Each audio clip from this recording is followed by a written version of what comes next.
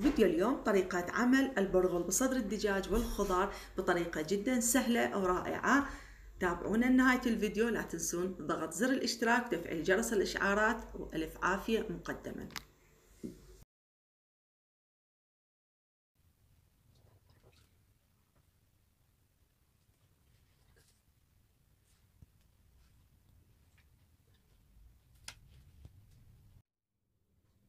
السلام عليكم ورحمة الله وبركاته، وياكم أختكم أم هيثم من قناة مطبخ الحبايب. شلونكم أعزائي المتابعين خواتي العزيزات؟ رجعنا بفيديو جديد وهي طريقة عمل البرغل بصدر الدجاج بالخضار. طبعا طبخة جدا راقية ورائعة وتفيد خصوصا أصحاب الدايت، لأن البرغل مثل ما تعرفون ما يسمن وما يكرش وله فوائد عديدة. نشوف مكونات الوصفة اللي راح نستعمل بها طبختنا اليوم. عندي هنا برغل منقعته تقريبا 10 دقائق مو هواية، ومصفيته من المي كوب ونص. من هذا البرغل أنا مستعملة البرغل الخشن، ماخذته من الماركت التركي، كلش خشن حلو. عندي هنا صدر دجاج منقعته بخل وملح ومصفيته من المي ومقطعته مكعبات. كوب ونص بازالية، وتقدرون تنقصون او تزيدون بالمكونات حسب اختياركم. فلفلاية، انا عندي فلفل احمر ومسوي وياه فلفل اخضر. الفلفل الاخضر يعطي طعم كلش طيب طعم طيب كلش للطبخ. راسين بصل، بصل عندي ابيض وبصل احمر، هذا من اختياري. بصل ابيض تقدرون تحطون بصل احمر. ونص فلفلاية حادة أو حارة، أنا مجمدتها هنا تضيف لنا نكهة كلش طيبة، وشوية حرارة بد طعم يصير بيها مميز. الملح حسب الرغبة. ثوم مطحون تقريبا نصف ملعقة شاي حتى يقتل لنا الزفرة مال الدجاج، ولو أنا نقعته بالخل بس يضيف لنا نكهة أيضا كلش طيبة مميزة. ملعقة شاي زنجبيل فريش، وأنا أحب أضيف لكل طبخاتي الزنجبيل الفريش لأنه متوفر عندنا. وتقريبا ملعقة شاي برشة زنجبيل. ملعقة أكل معجون الفلفل. معجون الفلفل أنا ما أستغني عنه نهائيا، يضيف نكهة ولون وطعم للأكل كلش حلو. ملعقتين أكل معجون.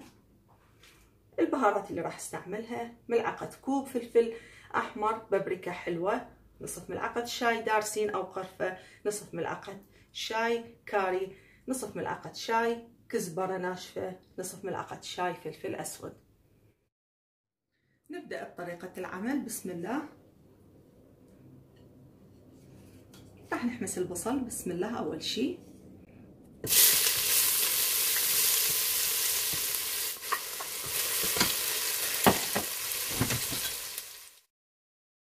وبهالشكل حمسنا البصل، طلعت ريحته الحلوه. طبعا البخار لان عندنا الجو بارد، البخار كلش مزعج. وهذا صدر الدجاج بعد ما طلعت ريحه البصل حلوه. راح نذب الدجاج صدر الدجاج بسم الله.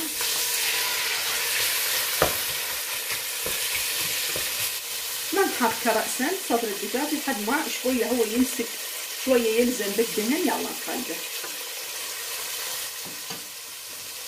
بعد ما تغير لون الدجاج صدر الدجاج راح اخليه. اذا نخليه بسرعه يظل ينزل مي.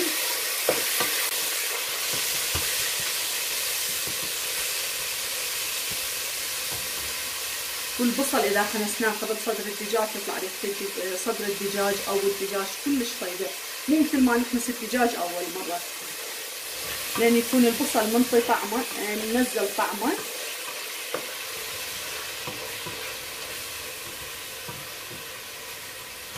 يكون منزل طعمه او محموز زايد، فرأسا الدجاج ياخذ النكهه مال البصل.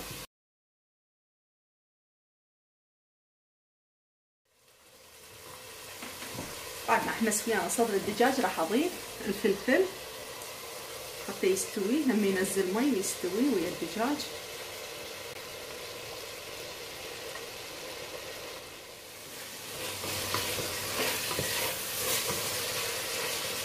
طبعا أكلة صحية وسريعة ولذيذة جدا وما تسمن. لأن البرغل ما يسمن ولا يكرش. أنصحكم دائما تطبخوه. احنا بالعراق ما نطبخ البرغل هواية، بس بسوريا وبتركيا هواي يطبخون البرغل، خصوصا بتركيا يعتمدون على البرغل أكثر من الكمن.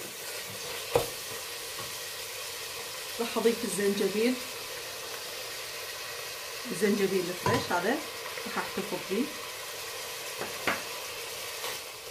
إذا ما عندكم زنجبيل فريش، زنجبيل ناشف.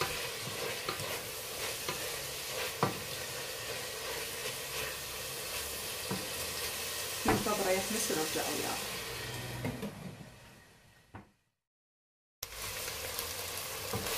بعد ما حمس ويانا طلعت ريحته طيبة. لازم وجبة نحمسهن. عندي هنا الفلفل الحار، راح اضيفه والبزالية.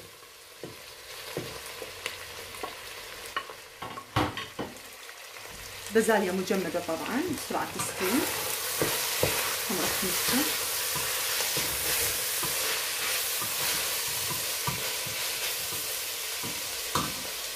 راح اضيف البهارات. بسم الله.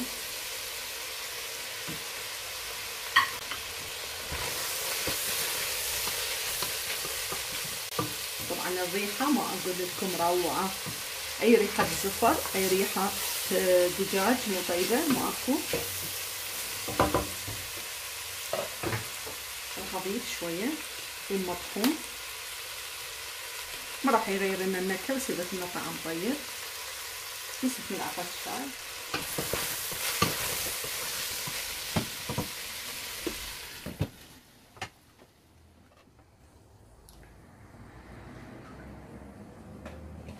بعد ما تركناه يحمس على نار هادئة، مصينا النار، راح نحمس المعجون شوية لحد ما تطلع ريحته الحلوة.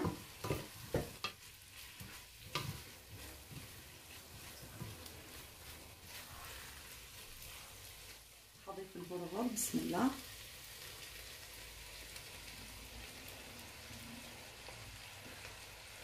والزيت حسب ما انتم تشوفوا، يحتاج زيت ضيفوا له زيت.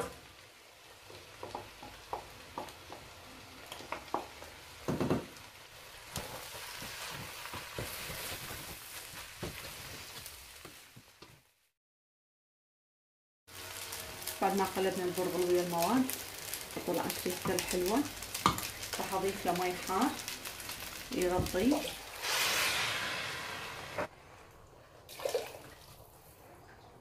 ما نضيف له هواية مي، بس يغطيه، لأن البرغل ما يحب مي هواية، بسرعة يستوي، خصوصا إذا منقع ما يحتاج مي هواية، بس هالقد نغطيه تقريبا.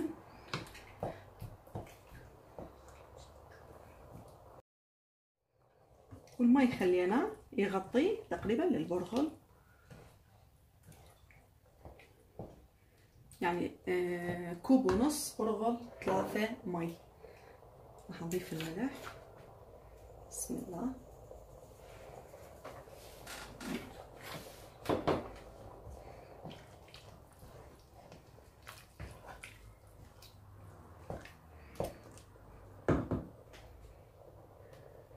ما راح اغطيه لحد ما ينشف ونرجع وياكم. هاي بعد ما نشف شويه ويانا نقلبه. بسم الله على كيفنا. هسه راح نوصل النار عليه ونتركيه يتهدر ونرجع وياكم بعد التهدير، بعد ما يستوي البرغل.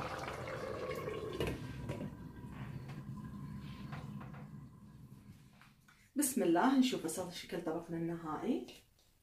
ما شاء الله ما شاء الله روعة. هذا شكله. بس انصحكم بالبداية من يريد يغلي لا تغطوه الا ينشف المي مالته شوي، لان البرغل يختلف عن التمر حتى ما يعجن وياكم. هذا شكله.